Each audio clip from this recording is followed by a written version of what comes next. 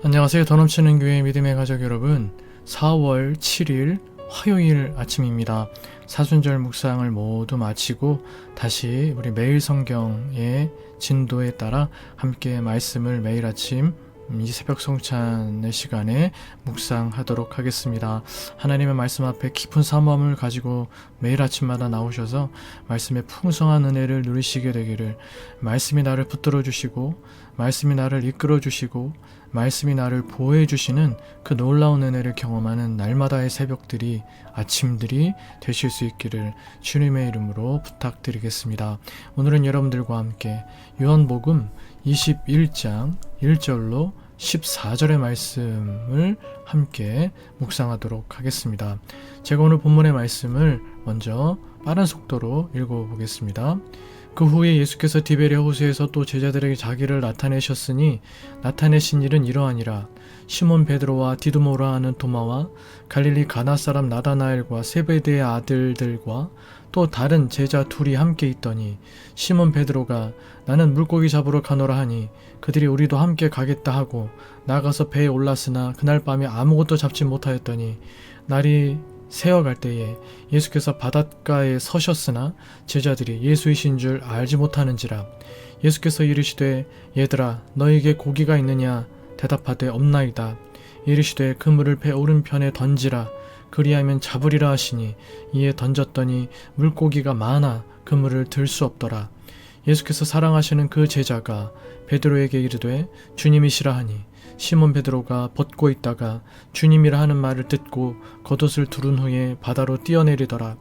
다른 제자들은 육지에서 거리가 불과 한 50칸쯤 되므로 작은 배를 타고 물고기 든 그물을 끌고 와서 육지에 올라보니 숯불이 있는데 그 위에 생선이 놓였고 떡도 있더라. 예수께서 이르시되 지금 잡은 생선을 좀 가져오라 하시니 시몬 베드로가 올라가서 그물을 육지에 끌어올리니 가득히 찬 큰 물고기가 153마리라. 이같이 많으나 그물이 찢어지지 아니하였더라. 예수께서 이르시되 와서 조반을 먹으라 하시니 제자들이 주님이신 줄 아는 고로 당신이 누구냐 감히 묻는 자가 없더라. 예수께서 가셔서 떡을 가져다가 그들에게 주시고 생선도 그와 같이 하시니라. 이것은 예수께서 죽은 자 가운데서 살아나신 후에 세 번째로 제자들에게 나타나신 것이라. 아멘. 부활하신 예수님은 사명을 잇고 옛 직업의 현장으로 돌아간 제자들을 찾아가셔서 그들의 제자됨을 다시 한번 일깨우시고 그들이 마땅히 나아가야 할 길로 이끌어 주십니다.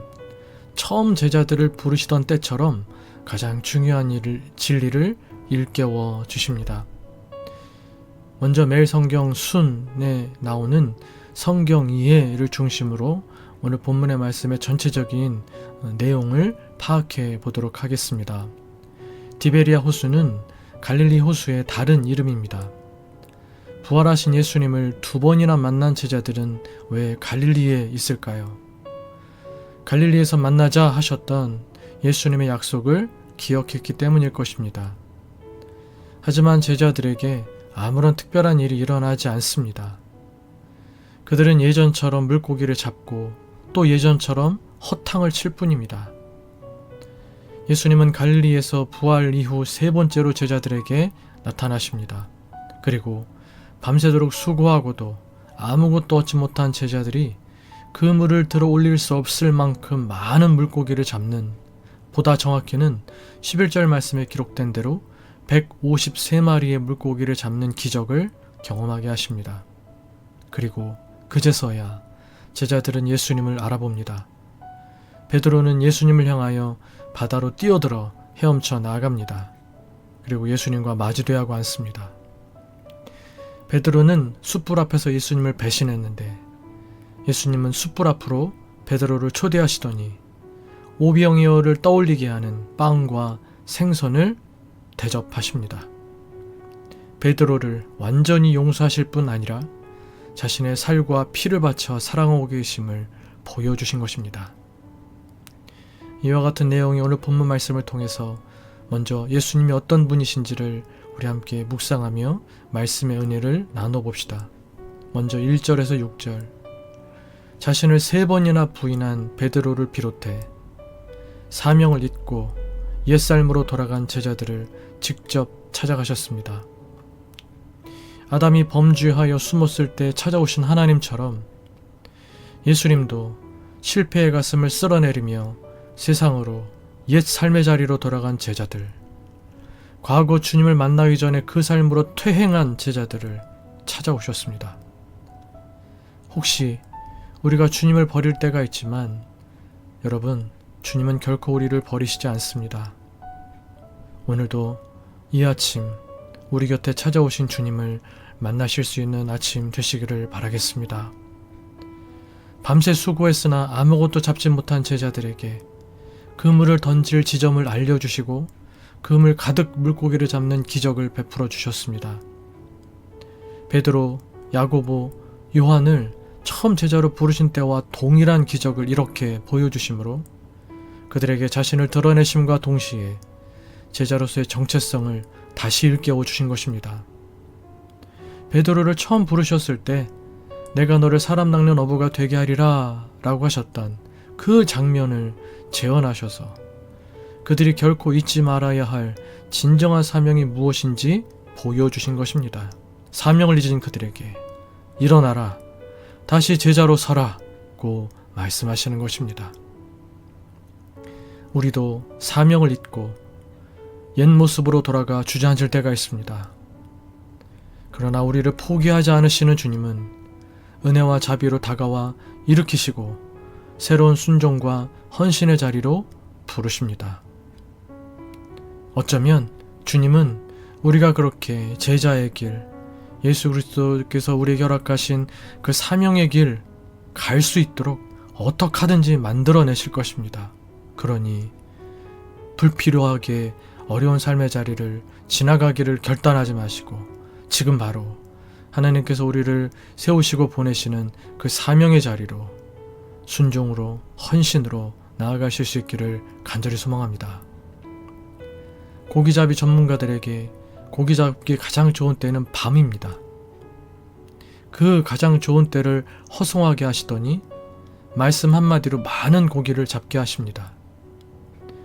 예수님에게 순종하지 않고 예수님을 의지하지 않으면 제 아무리 유능하고 조건을 잘 갖춘 사람이라도 주님이 기대하신 열매를 맺을 수 없음을 일깨우신 것입니다. 주님은 나의 실패와 결핍도 나 자신과 주님을 더 잘 아는 복의 기회로 삼으실 것을 믿으시기 바랍니다. 9절에서 13절, 밤새도록 고기잡이 지쳐있던 제자들을 향해 와서 조반을 먹으라고 초대하시고 손수 생선과 떡을 준비해 주셔서 밤새 고기잡이로 지친 제자들을 먹여주십니다. 그리고 민망함과 죄송스러움에 예수님이 잡히시던 그날 밤에 아무도 예수님 곁에 남지 않고 다 도망가 버렸다는 그 민망함과 죄송스러움에 단 한마디 더 꺼내지 못했을 제자들에게 먼저 다정하게 말을 건네십니다. 숯불은 베드로의 배신을, 생선과 떡은 오병이어의 기적을 떠올리게 합니다. 베드로가 무너진 그 자리에서 예수님은 자신의 살과 피를 바쳐 그를 용서하고 사랑하고 계심을 표현하신 것입니다. 주님은 오늘도 지치고 상한, 실패한 우리를 숯불 앞으로 부르셔서 말씀으로 먹이시고 회복시켜 주시는 분이십니다.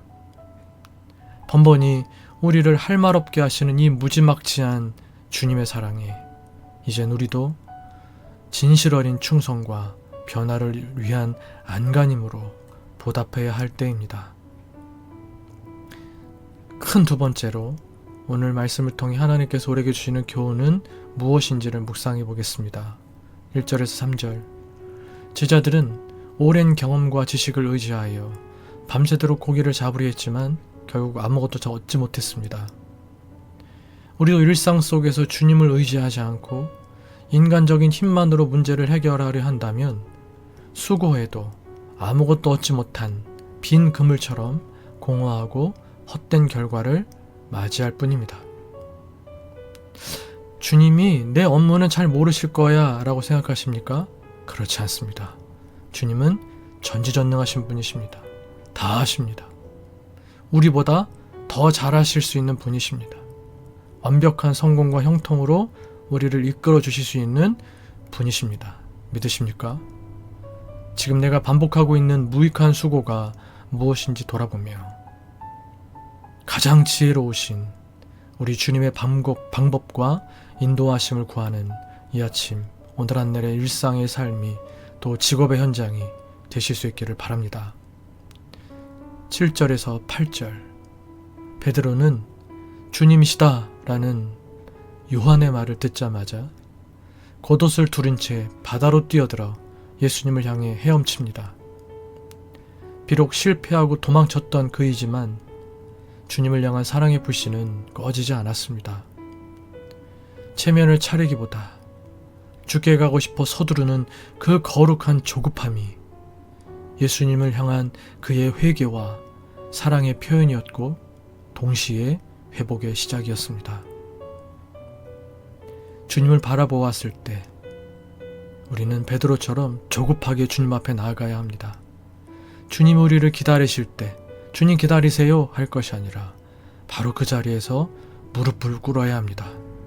그것이 우리의 주님을 향한 회개와 사랑의 표현이 될 것이고 회복의 시작이 될 것이고 다시금 우리를 일으켜 세우시는 주님의 일하심의 시작이 될 것입니다.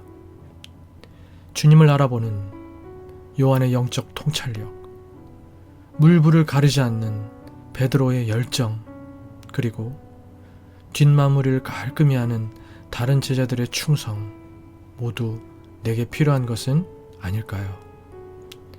오늘 이 말씀을 묵상하시면서 이 말씀을 통해 하나님께서 우리에게 주시는 깊은 깨달음과 도전, 우리가 이 제자들처럼 실패할 때가 자주 있지만 그럼에도 불구하고 우리를 찾아오시는 예수님, 그리고 그 예수님 앞에 조급하게 나아가는 열정, 또 통찰력, 충성스러운 마음을 갖는 이 시대의 예수님의 제자들로 서실 수 있게 되기를 주님의 이름으로 축복해 드리겠습니다. 기도하시겠습니다.